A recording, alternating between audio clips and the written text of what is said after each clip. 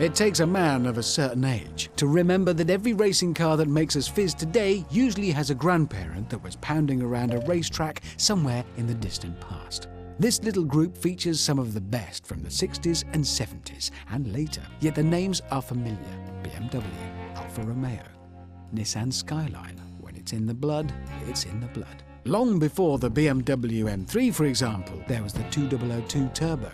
And long before today's Nissan GTR, there was the original Skyline GTR. And as long as there have been cars in Italy, Italians have been racing them. The Alfa Romeo Giulia Sprint GTA was a kind of Italian M3 of its day and could be found everywhere on racetracks around the world in the 1960s. With its lightweight aluminium body, it's a very lovely thing. So in danger of sounding like a parent making you listen to their music, I suggest you give this lot a go. The new stuff is not always the best stuff.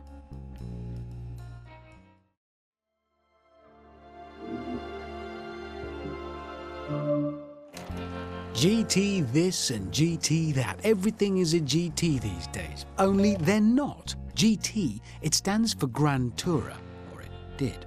It described the kind of a car a man of means and with time on his hands could drive to wherever he wanted in the world, and always with an exceedingly attractive lady in the passenger seat. These are some of the very best. Close your eyes and you can see the Mediterranean glinting down below. Hear some gentle jazz playing in the background. Was there ever a more beautiful GT than the Mercedes 300 SL Gullwing? Well, yeah, there probably was, the E-Type Jaguar, but the Gullwing is more famous. And was there ever a more famous man of means than James Bond? Here's your chance to drive an Aston Martin DB5. We have the cars, you have the time. So off you go and rediscover Grand Touring. Say hello to Saint-Tropez from me.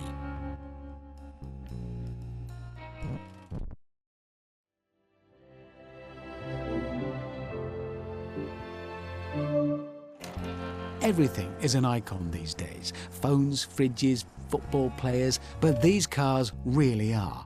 Remarkably, one man, the much-missed Carroll Shelby, had a hand in 3 of them. Shelby had won Le Mans and beaten Ferrari in an Aston Martin, but wanted to win in his own car. The Cobra, a shotgun marriage of a European AC chassis and American Ford V8 muscle, was his first attempt. But the GTO was faster, especially in a straight line. Something purpose-built, money-no-object was needed, and Ford gave Shelby its checkbook. The GT40, created exclusively with the purpose of beating Ferrari at Le Mans, was the result. And beat Ferrari it did, in 1966, in 1967, in 1968 and in 1969.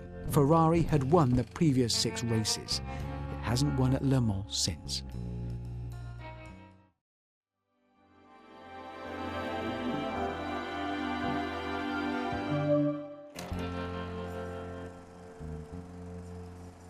Yes. Now somehow a Beetle has got in here. But don't let that put you off. In this little gang from the 60s and 70s, there's also a Lotus Elan Sprint. Old Lotuses remind us that it really is not so complicated to make a car good to drive. Just make it as light as possible and as powerful as is reasonable. Make it have just a little less grip than it actually needs, and, most importantly, make sure the steering wheel is connected directly to the front wheels. No hydraulics, absolutely no electronics. Likewise, if the only Mini you've ever driven in the real world is the comparatively huge car BMW makes today, here's your chance to experience what a team of slightly bonkers Englishmen had in mind when they invented the extremely compact original Mini. Smaller sometimes is better.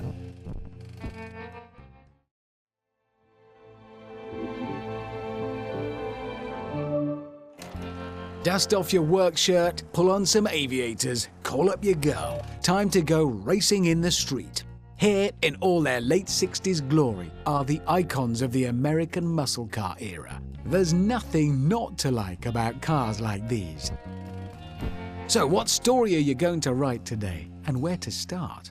Back in 1968, with the Hearst performance-fettled Oldsmobile Cutlass, or in psychedelic 1969, when the hippies were welcoming the age of Aquarius, but the rest of us were more interested in the 366 bhp Pontiac GTO Judge.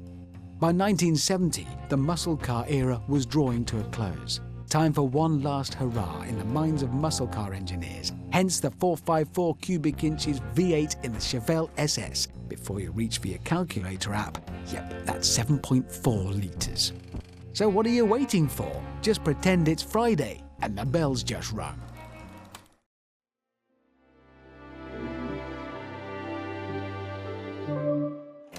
You might want to turn the volume up for this lot. A whole paddock of racing pony cars with big engines and even bigger names from the American Trans Am scene from the late 1960s. Actually, there's one that snuck in that never raced, but the 1977 Pontiac Firebird Trans Am did star in Smokey and the Bandit. And if it's good enough for Burt Reynolds, it's good enough for us. Burt's Firebird's two predecessors, the 69 and the 73, did compete. The latter with a 7.5-litre V8. Not that such a huge engine was any guarantee of success. If you want to race a winner, try the Boss Mustang and the AMC Javelin, all Trans Am champions in one form or another. Lastly, the car with the very bestest name here, the 1970 Mercury Cougar Eliminator. If you're here looking for delicately balanced namby-pamby European sports cars, you are in the wrong place.